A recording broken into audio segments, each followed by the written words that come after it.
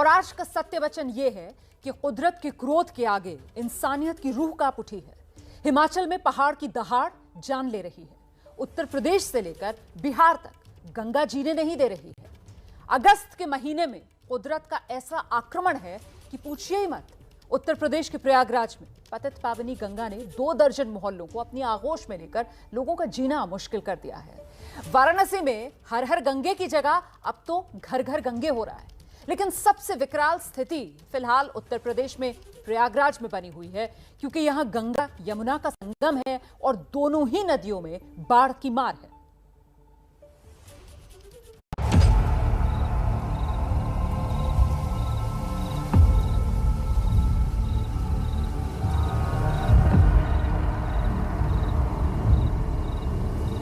अब गंगा लोगों के लिए भयावह स्थिति पैदा करने वाली हो चुकी है।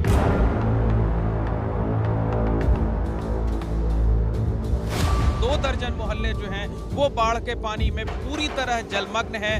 मकानों की जो निचली मंजिल है वो पूरी तरह बाढ़ के पानी में डूब गई है। दूसरी मंजिल तक पानी छूने लगा है। संगम को अभी भी यहां से दूरी से दिखा सकते हैं, लेकिन संगम जाने वाले सारे रास्ते पिछले 1 हफ्ते से बाढ़ के पानी में समाये हुए हैं। प्राथमिक विद्यालय है जो पूरी तरीके से डूबा हुआ है। गंगा का पानी किस तरह से उबाल मार करके बाहर आ रहा है। जो गलियां हैं, इलाके हैं, उनमें लगातार ये पानी जा रहा है। जो पहला फ्लोर है वो पूरा पानी से डूबा हुआ है और लोग छतों पर हैं।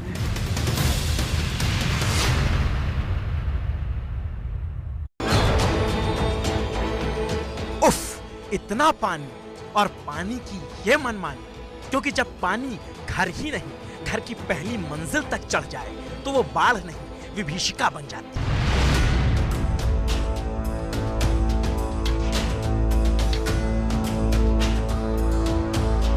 क्योंकि कच्चे मकान नहीं, जब अच्छे खासे 2 तल्ले मकान भी डूब जाएं, तो वो सिर्फ बाढ़ नहीं, विकराल तबाही का रूप बन जाती है।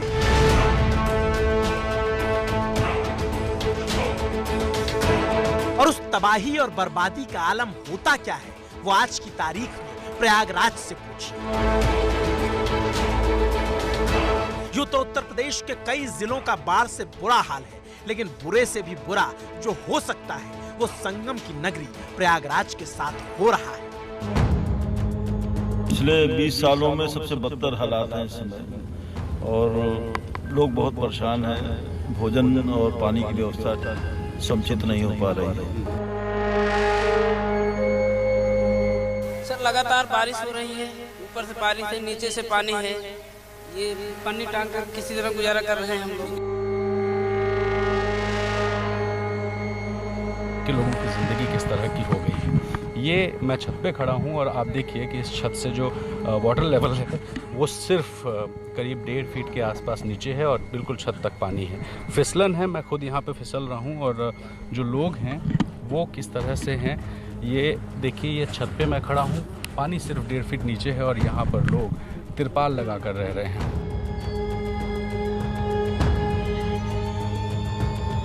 क्योंकि प्रयागराज में बाढ़ की मार ऐसी है कि पूछिए मत। बस देखते चलिए दर्द के अफसाने गाती इन दीवारों को, छतों पर जा सिमटे परिवारों को, सुनते चलिए दर्द की फुहारों को। क्योंकि हालात अब बेकाबू हो चले हैं, मोहल्ले के मोहल्ले डूब गए हैं और गंगा जमुना के मिलन का संगम भी विलुप्त हो चुका है।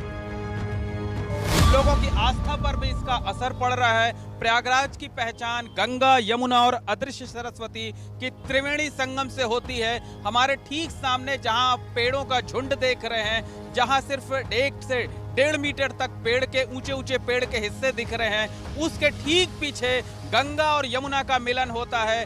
पानी के दो अलग अलग रंग संगम को अभी भी यहाँ से दूरी से दिखा सकते हैं, लेकिन संगम जाने वाले सारे रास्ते पिछले एक हफ्ते से बाढ़ के पानी में समाये हुए हैं। कहीं 1 किलोमीटर पहले से ही रास्ता बंद हो गया है तो कहीं 2-2.5 किलोमीटर पहले से। तो लोगों की आस्था पर बुरा असर पड़ा हुआ है। तमाम श्रद्धालु जो देश के कोने कोने से आते हैं मायूस होकर वापस चले जाते हैं। इसके साथ साथ संगम क्षेत्र में जो मठ मंदिर हैं, जो आश्रम हैं, संत महात्माओं के निवास स्थान हैं, आरती स्थल हैं, वो सब बाढ़ के पानी में डूबे हुए हैं। हमारे ठीक सामने जहां पर आप नावें देख रहे हैं, वहां पर रोजाना शाम को 2 जगहों पर भव्य आरती होती थी। हजारों की संख्या में लोग इस आरती में शामिल होने के लिए आते थे, लेकिन वो आरती स्थल जो है उसका नामो निशान नहीं बचा हुआ है। साथ जो सामने आप किले पर तिरंगा लहराते हुए देख रहे हैं, उसके ठीक नीचे लेटे हुए हनुमान जी का मंदिर था, जो सबसे ऊंचाई पर बोर्ड लगा हुआ है। वो बोर्ड यहाँ पर नजर आ रहा है, लेकिन मंदिर परिसर का कोई अता पता नहीं है। वहां पर इतना ज्यादा पानी हो गया है कि अब नाविकों को भी हाथ वाली नाव चलाते हुए डर सा लग रहा है। और जब गंगा जमुना के संगम में छटा देखने आती है भीड़, तो देखकर मन प्रसन्न हो जाता है। लेकिन इस बार गंगा जमुना के संगम से आई बाढ़ ने त्रासदी मचा दी है, क्योंकि ये पानी का अथाह सैलाब सिर्फ यहाँ तक सीमित नहीं रहा, बल्कि शहर के दारागंज, सलोरी, छोटा बघाड़ा, बड़ा बघाड़ा जैसे कई इलाकों में घुसपैठ कर गया।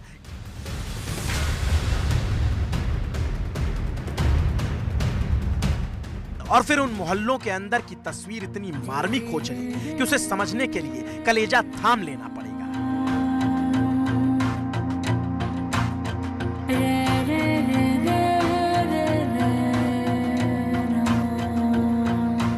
क्योंकि अच्छे खासे मकान, जिन्हें लाखों की लागत से बनाया जाता है, बहुत अरमानों से, उनमें बसती है हजारों लोगों की जान। और उसको जब सैलाब निगल जाए तो फिर मातम न छाए तो क्या छाए, क्योंकि यहाँ अभी कई लोग फंसे हैं और कई बेघर हो गए हैं। और वो अब भी ताकते हैं दरिया का पानी। कहीं परछाइयों में वो खेत की निशानी, वो जो कश्ती डोल रही है वहां बीच में, वहीं पर मेरा मकान है थोड़े नजदीक में। वहीं पर बैठकर सपनों को सजाया, मगर आज मेरा मकान इस दरिया से ना बच पाया। इस दरिया ने एक एक मंजिल तक को डुबाया है।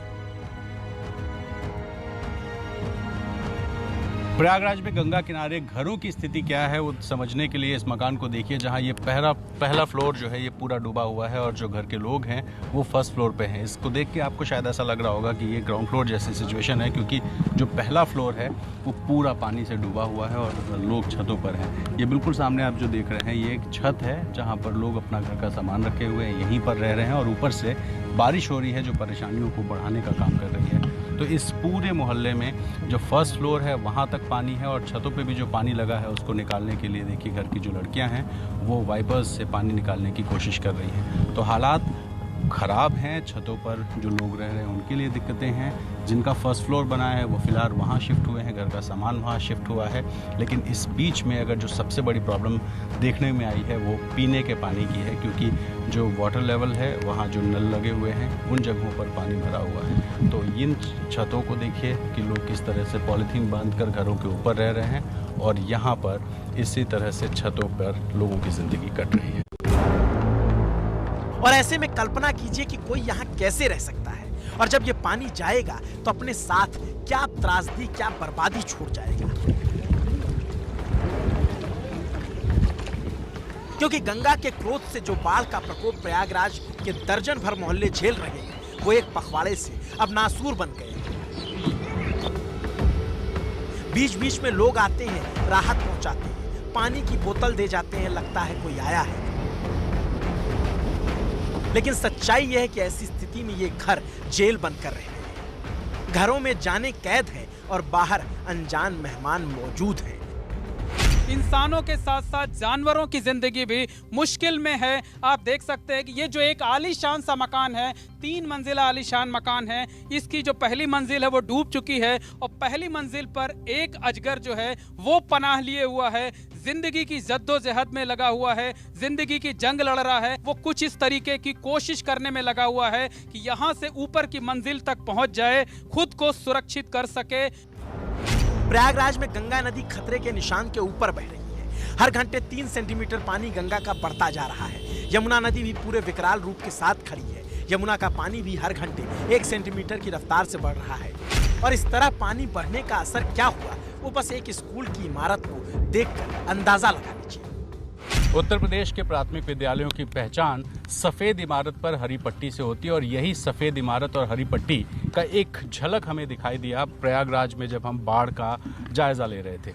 आप देखिए कि ये जो सामने आपको इमारत दिख रही है उसमें सिर्फ छत की एक सफेद पट्टी और थोड़ा सा सफेद हिस्सा दिखाई दे रहा है, यानी हरी पट्टी और सफेद हिस्सा जो है ये प्राथमिक विद्यालय है जो पूरी तरीके से डूबा हुआ है और आसपास की भी जो इमारतें हैं वो सारी इमारतें बाढ़ से तबाह हैं। तो स्कूल्स तो वैसे बंद हैं, लेकिन जो आम आदमी है, जो छोटे बच्चे हैं, जो वृद्ध हैं, उन सारे लोगों की ज़िंदगी किस तरीके से प्रभावित हुई है इस इलाके को देख करके आप अंदाज़ा लगा सकते हैं। ज़्यादातर जो घर हैं उन घरों में फ़िलहाल देखिए छत पर कुछ बना नहीं है, फर्स्ट फ्लोर ग्राउंड फ्लोर ही है, फर्स्ट फ्लोर खाली है। तो ऐसे में इन सारे घरों से लोग निकल चुके हैं और इस इलाके में बिल्कुल सन्नाटा है। लेकिन आसपास के जो इलाके हैं वहाँ पर अभी भी लोग रह रहे हैं, छतों पर रह रहे हैं। तमाम अपील के बाद भी घर छोड़ने को तैयार नहीं है, क्योंकि लोगों का मानना है कि अगर घर छोड़ के चले गए तो घरों में चोरी हो सकती है। स्कूल की छत मात्र दिख रही है और कब तक दिखेगी कोई नहीं कह सकता। कई घर इस पानी में दफन हो गए हैं, कईयों की पहली मंजिल तक पानी चढ़ा है। गलियों में नावों का आना जाना लगा है। जिन सड़कों पर चलती थी गाड़ियां, उन सड़कों का कोई अता पता नहीं है। और तो सब छोड़िए साहब, बिजली के तार सिर तक पहुंच चुके हैं इस पानी में। जबरदस्त बाढ़ में लाखों लोग प्रभावित हैं, हजारों की संख्या में लोग बेघर हो गए हैं।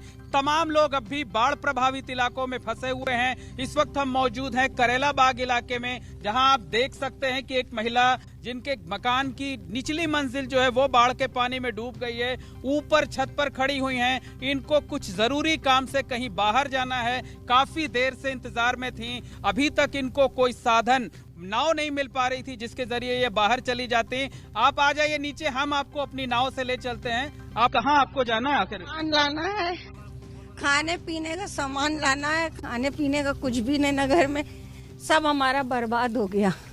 सारा गल्ला पानी सब बर्बाद हो गया। क्या नीचे की मंजिल पे आपकी गृहस्थी रखी थी क्या? जी, मेरा पूरा सारा बर्बाद हो गया। सारा सामान, वॉशिंग मशीन सब बर्बाद हो गई। तो खाने पीने का सामान आपका खत्म हो चुका है? सब नीचे खराब हो चुका है। हम लाए तो सब खराब हो गया। तो प्रशासन की तरफ से अभी आपको कोई मदद मिली कि नहीं मिली? कोई नहीं, यहाँ कोई पूछने वाला नहीं आया। और ऐसी तबाही से अब भगवान ही बचाए, क्योंकि आम इंसान के बस की बात नहीं और सरकार और सिस्टम पर भरोसा नहीं। इस भुट्टा पार्टी में सीएम शिवराज सिंह चौहान और बीजेपी के महासचिव हैं कैलाश विजयवर्गीय, उन्होंने अपनी यारी का सुरीला ऐलान किया। जरा आप भी सुनिए शिवराज और कैलाश विजयवर्गीय की ये सुर संगत।